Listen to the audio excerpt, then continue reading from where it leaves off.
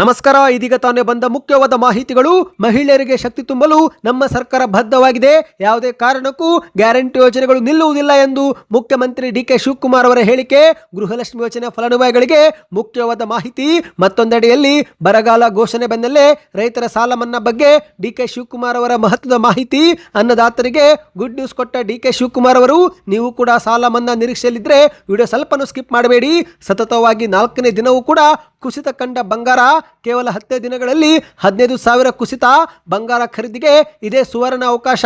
ಮತ್ತೊಂದೆಡೆಯಲ್ಲಿ ಕೇಂದ್ರದಿಂದ 4,500 electric bus ಪಡೆಯಲು ರಾಜ್ಯ ಸರ್ಕಾರ ಹಿಂದೇಟು. ಯಾಕೆ ಎಂಬ ಕಾರಣ ಬಿಚ್ಚಿಟ್ಟ ಸಾರಿಗೆ ಸಚಿವ ಭೈರತಿ ಸುರೇಶ್ ಅವರು. ಎಲ್ಲ ಮಾಹಿತಿಗಳನ್ನು ಡೀಟೇಲ್ ಆಗಿ ನೋಡೋಕ್ಕೂ ಮೊದಲು ನೀವು ಸುದ್ದಿ ಸಮಯ ಯೂಟ್ಯೂಬ್ ಚಾನಲ್ಗೆ ಮೊದಲು ಬಾರಿ ಭೇಟಿ ಕೊಡ್ತಾ ಇದ್ರೆ ದಯವಿಟ್ಟು ಸಬ್ಸ್ಕ್ರೈಬ್ ಬಟನ್ ಕ್ಲಿಕ್ ಮಾಡ್ತಾ ಪಕ್ಕದಲ್ಲಿ ಕಾಣಿಸೋ ಗಂಟೆ ಕೂಡ ಒತ್ತಿ. ಇದರಿಂದ ರಾಜ್ಯದ ಮಾಹಿತಿಗಳು ನಿಮಗೆ ಸಿಗುತ್ತವೆ. ವಿಡಿಯೋಗೆ ಲೈಕ್ ಮಾಡಿ ಮತ್ತು ವಿಡಿಯೋ ಕೊನೆವರೆಗೂ ನೋಡಿ. ಬನ್ನಿ ಗೆಳೆಯರೆ, ಎಲ್ಲ ಮಾಹಿತಿಗಳನ್ನು ಡೀಟೇಲ್ ಆಗಿ ನೋಡೋಣ.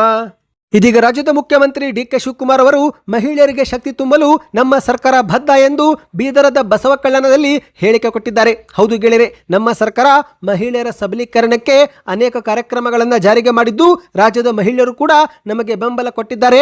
ಹಾಗಾಗಿ ಅವರಿಗೆ ಶಕ್ತಿ ತುಂಬಲು ನಮ್ಮ ಸರ್ಕಾರ ಬದ್ಧವಾಗಿರಲಿದೆ ಎಂದು ಡಿ.ಕೆ. ಶಿವಕುಮಾರ್ ಅವರು ತಿಳಿಸಿದ್ದಾರೆ. ಹೌದು, ಬೀದರ ಜಿಲ್ಲೆಯ ಬಸವ ಕಲ್ಯಾಣದ ಬಸವ ಮಹಾಮನೆಯಲ್ಲಿ ಸೋಮವಾರ ನಡೆದಂತ ಅಕ್ಕಪಡೆ ಮಹಿಳೆಯರ ಶಕ್ತಿ ಪ್ರದರ್ಶನ ಮತ್ತು ಆತ್ಮರಕ್ಷಣಾ ಕಾರ್ಯಕ್ರಮದಲ್ಲಿ ಡಿ.ಕೆ. ಶಿವಕುಮಾರ್ ಅವರು ಭಾಗವಹಿಸಿ ವೇದಿಕೆ ಮೇಲೆ ಭಾಷಣ ಮಾಡಿದ್ದಾರೆ. ಹೆಣ್ಣು ಕುಟುಂಬದ ಕಣ್ಣು. ಹೆಣ್ಣು ಎಂದ್ರೇನೆ ಧೈರ್ಯ, ಭೂಮಿ, ಭರವಸೆ, ಒಗ್ಗಟ್ಟು, ಶಕ್ತಿ ಮತ್ತು ಬೆಳಕು. ಇವತ್ತು ಒಂದು ಹೆಣ್ಣಿನ ಮಾರ್ಗದರ್ಶನದಂತೆ ಪ್ರತಿಯೊಂದು ಕುಟುಂಬ ಬೆಳಗ್ತಾ ಇದೆ. ನಾರಿ ದೇಶದ ಶಕ್ತಿ. ಇಂದು ನಾನು ಬಸವ ಕಲ್ಯಾಣದಲ್ಲಿರುವ ಬಸವಣ್ಣವರ ಅನುಭವ ಮಂಟಪದಿಂದ ಬರ ಪರಿಸ್ಥಿತಿ ಅಧ್ಯಯನ ಪ್ರವಾಸ ಮಾಡಲು ಇಲ್ಲಿಗೆ ಬಂದಿದ್ದೇನೆ. ಇಲ್ಲಿಂದ ಈಗ ಕಲಬುರಗಿ ಜಿಲ್ಲೆಗೆ ಹೋಗಿ ಅಲ್ಲಿಯೂ ಕೂಡ ಕಲ್ಯಾಣ ಕರ್ನಾಟಕದ ಅಧಿಕಾರಿಗಳು ಮತ್ತು ಜನಪ್ರತಿನಿಧಿಯೊಂದಿಗೆ ಚರ್ಚೆ ಮಾಡುತ್ತೇನೆ. ನಾನು ಯಾವುದೇ ಗ್ರಾಮಕ್ಕೆ ಹೋದರೂ ಅಲ್ಲಿನ ಗ್ರಾಮ ದೇವತೆ ಬಗ್ಗೆ ಕೇಳುತ್ತೇವೆ. ನಮ್ಮ ಭೂಮಿಯನ್ನು ಮಾತೃಭೂಮಿ, ಭೂಮಿತ ಎಂದು ಕೂಡ ಕರೆಯಲಾಗುತ್ತೆ ಎಂದು ಡಿ.ಕೆ. ಶಿವಕುಮಾರ್ ಅವರು ಹೇಳಿದ್ದಾರೆ. ಮಹಿಳೆಯರ ಸುರಕ್ಷತೆಗಾಗಿ ನಮ್ಮ ಸರ್ಕಾರ ಅಕ್ಕಪಡೆ ಆರಂಭ ಮಾಡಿದೆ. ಸಚಿವ ಲಕ್ಷ್ಮೀ ಹೆಬ್ಬಾಳ್ಕರ್ ಅವರ ನೇತೃತ್ವದಲ್ಲಿ ಈ ಒಂದು ಪಡೆಯನ್ನು ರಚನೆ ಮಾಡಲಾಗಿದೆ. ಈ ಪಡೆಗೆ ಸೇರುವವರಿಗೆ ತುಂಬ ಹೃದಯದ ಅಭಿನಂದನೆ ಸಲ್ಲಿಸುತ್ತೇನೆ ಎಂದು ಡಿ.ಕೆ. ಶಿವಕುಮಾರ್ ಅವರು ಹೇಳಿದ್ದಾರೆ. ನಿಮ್ಮ ಶಕ್ತಿ, ಧೈರ್ಯ, ಸಾಧನೆಗೆ ಫಲ ಸಿಗುತ್ತೆ. ಮುಂದಿನ ದಿನಗಳಲ್ಲಿ ನಮ್ಮ ಸರ್ಕಾರ ಇನ್ನೂ ಐತಿಹಾಸಿಕ ತೀರ್ಮಾನಗಳು ಮಾಡಲಿವೆ.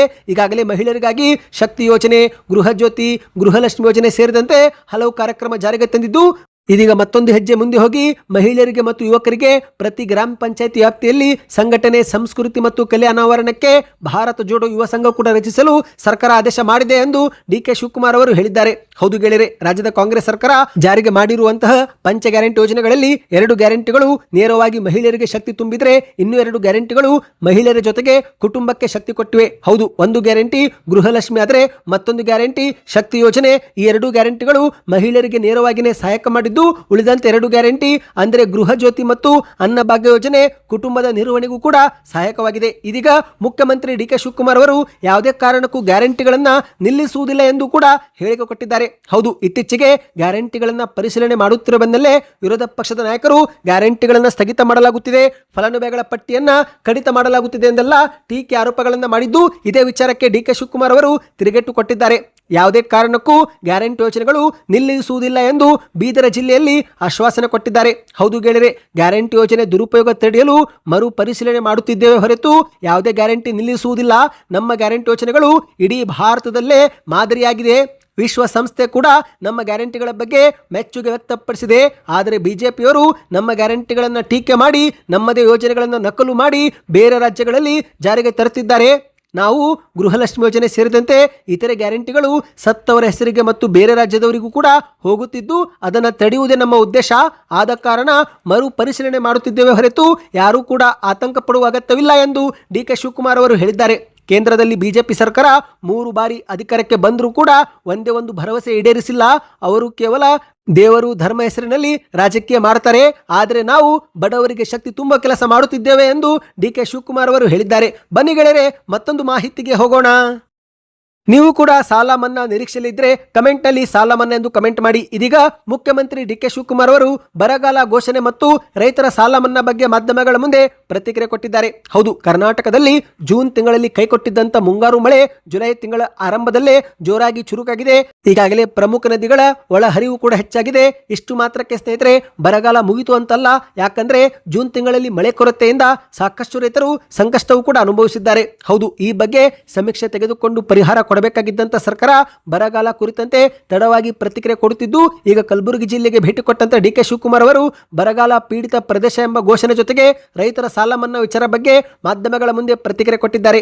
ಹೌದು, ಕಲಬುರಗಿಯಲ್ಲಿರುವ ಸರ್ಕಾರಿ ಅತಿಥಿ ಗೃಹದಲ್ಲಿ ಸುದ್ದಿಗಾರರ ಮುಂದೆ ಮಾತನಾಡಿದ ಡಿಕೆ ಶಿವಕುಮಾರ್ ಅವರು ಬರಗಾಲ ಪೀಡಿತ ಪ್ರದೇಶ ಎಂದು ಘೋಷಣೆ ಮಾಡಲು ಒಂದು ಕಾನೂನು ಚೌಕಟ್ಟಿದೆ. ರಾಜ್ಯದ ಎಲ್ಲಾ ಜಿಲ್ಲೆ ಮತ್ತು ಭಾಗಗಳ ಪರಿಸ್ಥಿತಿ ಪರಿಶೀಲನೆ ಮಾಡಿದ ನಂತರವೇ ಯಾವುದಕ್ಕೆ ಬರಗಾಲ ಘೋಷಣೆ ಮಾಡಬೇಕು ಎಂಬ ಕುರಿತಂತೆ ನಾವು ತೀರ್ಮಾನ ಮಾಡುತ್ತೇವೆ. ಈಗಾಗಲೇ ಕಲ್ಯಾಣ ಕರ್ನಾಟಕ ಭಾಗದ ಬರಗಾಲ ಪರಿಶೀಲನೆಗೆಂದೇ ನಾನು ಇಲ್ಲಿಗೆ ಬಂದಿದ್ದು, ಇಲ್ಲಿನ ಜನರು ಮತ್ತು ಜನಪ್ರತಿನಿಧಿಗಳನ್ನ ಭೇಟಿ ಮಾಡಿ ಅವರೊಂದಿಗೆ ಚರ್ಚೆ ಮಾಡುತ್ತೇನೆ. ಈ ಒಂದು ಹಿಂದೆ ಮುಖ್ಯಮಂತ್ರಿ ಆಗಿದ್ದಂತ ಸಿದ್ದರಾಮಯ್ಯನವರು ಕಲಬುರಗಿಗೆ ಬಂದಾಗ ಇಲ್ಲಿನ ಜನರಿಂದ ಅಹವಾಲುಗಳನ್ನು ಸ್ವೀಕಾರ ಮಾಡಿದ್ರು. ಆ ಸಮಯದಲ್ಲಿ ಬರಗಾಲ, ಮಳೆ ಕೊರತೆ, ಸ್ಥಳೀಯ ಸಮಸ್ಯೆ ಬಗ್ಗೆ ಹಲವು ಮನವಿಗಳು ಬಂದಿದ್ದು. ಹಾಗಾಗಿ ಈ ಪರಿಸ್ಥಿತಿಗಳನ್ನ ಕಣ್ಣಾರೆ ನೋಡಬೇಕೆಂದೇ ನಾನು ಬಂದಿದ್ದೇನೆ. ನಿಮ್ಮ ಪರಿಸ್ಥಿತಿ ನನಗೆ ಅರ್ಥವಾಗುತ್ತೆ ಎಂದು ಡಿಕೆ ಶಿವಕುಮಾರ್ ಅವರು ಹೇಳಿದ್ದಾರೆ. ಅಂದ ಹಾಗೆ ಸ್ನೇಹಿತರೆ, ಇವತ್ತು ಕಲಬುರಗಿ ಭೇಟಿ ಕೊಟ್ಟಂತ ವೇಳೆ ಅಹವಾಲು ಸ್ವೀಕಾರ ಮಾಡುವ ವೇಳೆ ಡಿಕೆ ಶಿವಕುಮಾರ್ ಅವರ ಮುಂದೆ ಒಂದು ಘಟನೆ ನಡೆದಿದೆ. ಅದೇನೆಂದ್ರೆ, ವ್ಯಕ್ತಿಯೊಬ್ಬರು ತಮ್ಮ ಸಮಸ್ಯೆಗಳನ್ನು ಹೇಳಿಕೊಳ್ಳುವಾಗ ಆಕ್ರೋಶ ವ್ಯಕ್ತಪಡಿಸುತ್ತಾ ಎದೆ ಬಡಿದುಕೊಂಡು ಜೋರಾಗಿ ಆಕ್ರೋಶದಿಂದ ಮಾತನಾಡಿದ್ದಾರೆ. ಬೆಳೆ ವಿಮೆ ಬಿಡುಗಡೆ ಮಾಡಿ, ರೈತರ ಸಾಲ ಮನ್ನಾ ಮಾಡಿ, ನಿವೇಶನಗಳನ್ನು ನೀಡಿ ಎಂದು ಜೋರಾಗಿ ಕೂಗಾಡಿದ್ದು, ಇದ್ಯಾವುದಕ್ಕೂ ಕೂಡ ಗಾಬರಿಗೊಳ್ಳದೆ ಡಿಕೆ ಶಿವಕುಮಾರ್ ಅವರು ಅತ್ಯಂತ ತಾಳ್ಮೆಯಿಂದ ಅಹವಾಲು ಕೊಡಿ, ಖಂಡಿತ ಪರಿಶೀಲನೆ ಮಾಡುತ್ತೇನೆ ಎಂದು ಹೇಳುವ ಮೂಲಕ ಆಕ್ರೋಶಗೊಂಡಿದ್ದಂಥ ವ್ಯಕ್ತಿಯನ್ನ ಶಾಂತಗೊಳಿಸಿದ್ದಾರೆ. ಹೌದು ಗೆಳೆಯರೆ, ಬರಗಾಲ ಮತ್ತು ಸಾಲದ ಸುಳಿಗೆ ಸಿಲುಕಿರುವ ರೈತರ ಸಾಲ ಮನ್ನಾ ಮಾಡಬೇಕು ಎಂದು ಡಿಕೆ ಶಿವಕುಮಾರ್ ಅವರ ಮುಂದೆ ಬೇಡಿಕೆ ಇಡಲಾಗಿದ್ದು, ಆಗ ಡಿಕೆ ಶಿವಕುಮಾರ್ ಅವರು ಸಾಲ ಮನ್ನಾ ಮಾಡುವ ಬಗ್ಗೆ ನಮ್ಮ ಸರ್ಕಾರ ಪರಿಶೀಲನೆ ಮಾಡುತ್ತೆ ಎಂದಿದ್ದಾರೆ. ಹೌದು, ಯಾವ ಸಾಲ, ಯಾವಾಗ ತೆಗೆದುಕೊಂಡಿದ್ದೀರಾ, ಯಾವ ರೀತಿಯ ಸಾಲ, ಎಷ್ಟು ಮೊತ್ತದ ಸಾಲ ಎಲ್ಲವನ್ನೂ ಕೂಡ ವಿವರ ಪಡೆದು ಸಮಗ್ರವಾಗಿ ಪರಿಶೀಲಿಸಿ ಮುಂದಿನ ನಿರ್ಧಾರ ತೆಗೆದುಕೊಳ್ಳಲಾಗುವುದು ಎಂದು ಡಿಕೆ ಶಿವಕುಮಾರ್ ಅವರು ಭರವಸೆ ಕೊಟ್ಟಿದ್ದಾರೆ. ಸದ್ಯ ಡಿಕೆ ಶಿವಕುಮಾರ್ ಅವರ ಈ ಒಂದು ಹೇಳಿಕೆ ಸಾಲ ಬಾಧೆಯಲ್ಲಿ ಸಿಲುಕಿಕೊಂಡಿರುವ ಅನ್ನದಾತರಿಗೆ ಸಿಹಿ ಸುದ್ದಿ ಸಿಗಬಹುದು ಎಂಬ ನಿರೀಕ್ಷೆ ಮೂಡುವಂತೆ ಆಗಿದೆ. ನಿಮ್ಮ ಪ್ರಕಾರ ಸಾಲ ಮನ್ನಾ ಎಷ್ಟು ಆಗಬೇಕು, ಸಾಲ ಮನ್ನಾ ಹೇಗೆ ಆಗಬೇಕು, ನಿಮ್ಮದು ಏನಾದರೂ ಅನಿಸಿಕೆಗಳಿದ್ರೆ ಕಮೆಂಟ್ ಮಾಡಿ ತಿಳಿಸಿ ಸ್ನೇಹಿತರೆ. ಬನ್ನೀಗ ಮತ್ತೊಂದು ಮಾಹಿತಿಗೆ ಹೋಗೋಣ. ಚಿನ್ನ ಬೆಳ್ಳಿ ಕುಸಿತ ಬಳಿಕ ಖರೀದಿ ಮಾಡಬೇಕು ಎಂದು ಕಾದು ಕುಳಿತವರಿಗೆ ಮತ್ತೊಂದು ಸಿಹಿ ಸುದ್ದಿ. ಭಾರತದಲ್ಲಿ ಸತತವಾಗಿ 4ನೇ ದಿನವೂ ಕೂಡ ಚಿನ್ನದ ಬೆಲೆಯಲ್ಲಿ ಇಳಿಕೆ ಕಂಡು ಬಂದಿದೆ. ಹೌದು, ಕಳೆದ 4 ದಿನಗಳಲ್ಲಿ 24 ಕ್ಯಾರೆಟ್ 100 ಗ್ರಾಂ ಬಂಗಾರದಲ್ಲಿ 15,000 ರೂಪಾಯಿ ಇಳಿಕೆಯಾಗಿದೆ ಸ್ನೇಹಿತರೆ. ಬೆಳ್ಳಿ ಬೆಲೆ ಮಾತ್ರ ಸ್ಥಿರವಾಗಿದ್ದು, ಈಗ ಬೆಳ್ಳಿ ಮತ್ತು ಚಿನ್ನದ ಬೆಲೆ ಎಷ್ಟಾಗಿದೆ ಎಂಬುದನ್ನು ಡೀಟೇಲ್ ಆಗಿ ನೋಡೋಣ. ಅದಕ್ಕಿಂತ ಮೊದಲು ವಿಡಿಯೋಗೆ ಲೈಕ್ ಮಾಡಿಲ್ಲವೆಂದರೆ ದಯವಿಟ್ಟು ಲೈಕ್ ಮಾಡಿ. ಹೌದು, ಮಾಹಿತಿಯ ಪ್ರಕಾರ ಕಳೆದ 4 ದಿನಗಳಲ್ಲಿ 24 ಕ್ಯಾರೆಟ್ 100 ಗ್ರಾಂ ಬಂಗಾರದಲ್ಲಿ 15,000 ರೂಪಾಯಿ ಕುಸಿತವಾಗಿದೆ. ಸದ್ಯ 24 ಕ್ಯಾರೆಟ್ 1 ಗ್ರಾಂ ಬಂಗಾರ 14,256 ರೂಪಾಯಿ, ಅಂದ್ರೆ 10 ಗ್ರಾಂಗೆ 1,45,260 ರೂಪಾಯಿ. ಅದೇ ರೀತಿ 22 ಕ್ಯಾರೆಟ್ ಆಭರಣ ಪ್ರತಿ ಗ್ರಾಮ್ಗೆ 13,315 ರೂಪಾಯಿ, ಅಂದ್ರೆ 10 ಗ್ರಾಮ್ಗೆ 1,33,150 ರೂಪಾಯಿ ಸ್ನೇಹಿತರೆ. ಆದರೆ ಇಲ್ಲಿ ಬೆಳ್ಳಿ ಬೆಲೆಯಲ್ಲಿ ಸ್ಥಿರವಾಗಿದೆ, ಅಂದ್ರೆ ಬೆಳ್ಳಿ ಬೆಲೆಯಲ್ಲಿ ಯಾವುದೇ ಬದಲಾವಣೆ ಕಂಡು ಬಂದಿಲ್ಲ. 10 ಗ್ರಾಂ ಬೆಳ್ಳಿಯ ಬೆಲೆ 2,450 ರೂಪಾಯಿ, ಅಂದ್ರೆ 100 ಗ್ರಾಮ್ಗೆ 24,500.